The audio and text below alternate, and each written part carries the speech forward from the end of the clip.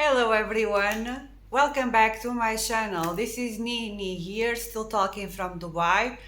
I'm waiting for the bombs in Iran to come here to my balcony because we know we are all living doomsday Sunday, right? So, on the meantime, I was thinking about making this video and I wasn't sure if I should talk about this or not. But I've been doing a lot of research lately. So, I've been studying creative energy and how creative energy works in the spiritual sense. I've studied Kundalini, I've studied dragon energy from the Celtic cultures and other energies that appear like that in several mythologies, the creation, the destruction, the sexuality, and I began to see there's a lot of parallels. For example, the Kundalini energy is supposed to bring your creativity to the most optimal point.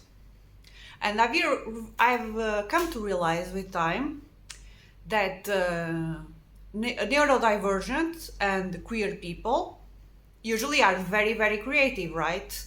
And I'm a bit of a party bisexual myself. That's a revelation for today. And right now, I'm not interested in men and women. I'm just interested in talking to trees lately and cats. So there's that. So basically, when I was a child, I didn't identify with my surroundings and I was searching for other people. And my tribe, or the people that I thought they were my tribe, were neurodivergent and queer. And all these people were very lost in their lives, mostly. Most of them. Some of them didn't end up with great lives, sadly, because there was a lot of drugs, there was a lot of party and sex, etc. And I've come to realize with time this was not a healthy escapism, at least for me. I don't judge anyone.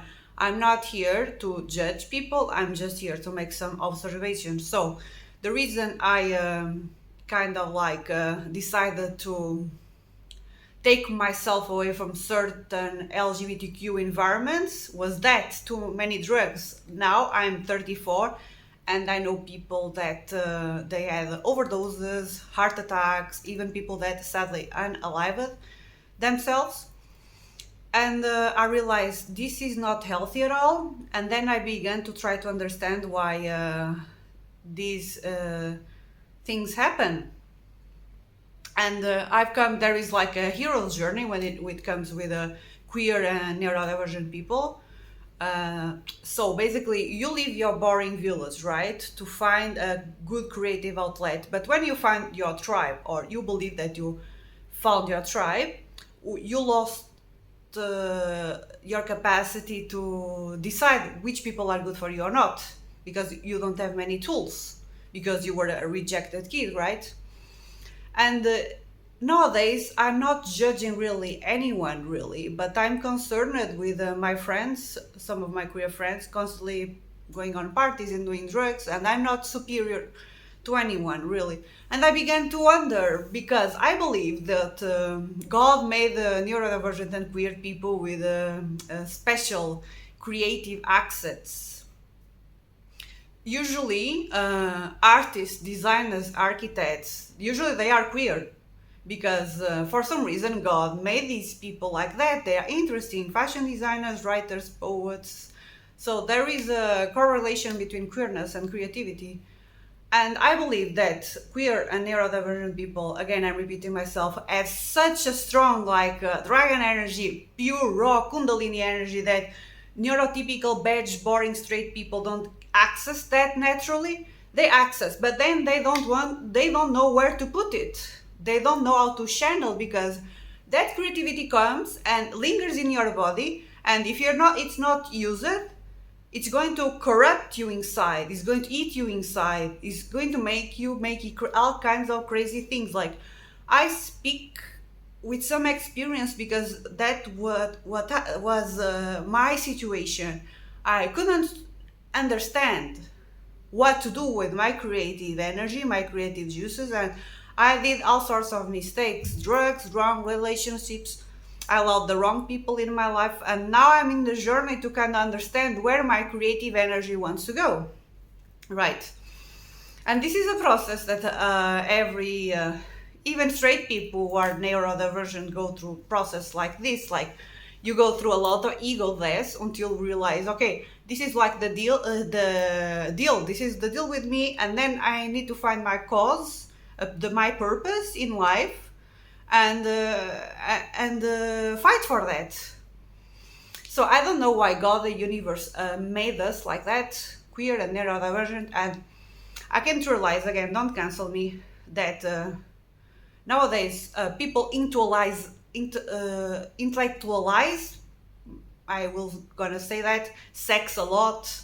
I think art was great when people thought and theorized less about sex, about labels and everything else, and just like had sex and created like with no thoughts, just following their instincts, like the old artists like David Bowie and Freddie Mercury. They just had sex and had fun. I don't believe they theorized everything.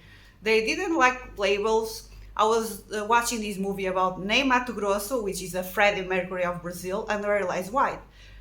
These people really had fun. Now people talk too much about sex and they don't do sex. They don't make love. They just theorize everything. Everybody wants to be in the box, and the box can be a trap when we give ourselves labels, because we are looking for our tribe, but sometimes the tribe, the niche, either it's like the LGBT community or Marvel fans, when you just live for that box, it can be a trap because you don't explore other facets of your personality that can aid in find your creative purposes. You just need to explore. And I believe we are evolving as species, and I believe that the reason, again, don't cancel me please, I have nothing against they, them and trans people, but we are like so lost in terms of gender identity because our humans are changing. So gender will become obsolete, I think, because we are learning how to integrate our feminine and masculine, the dark and the light, and it's confusing for a lot of people. That's why we see all these gender wars and people who feel lost within their bodies and souls. They feel something is wrong, but something is not wrong. Like, you just need to find yourself, create yourself, find the niche, find the hill that you want to die on, basically. And please don't cancel me. I don't judge anyone.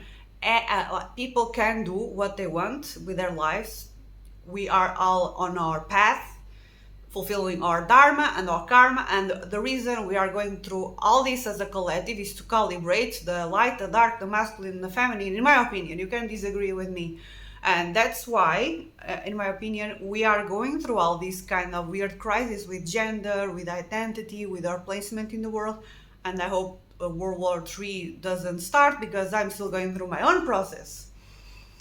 So that's it, basically. These are some random thoughts for today. I hope you enjoyed this video, and I hope you find your path in life. I'm not here to judge anyone. I wish you all love and light, and just tell me in the comment section what you think about it if you don't agree. I forgot something very important. So basically, sex and creativity go hand in hand.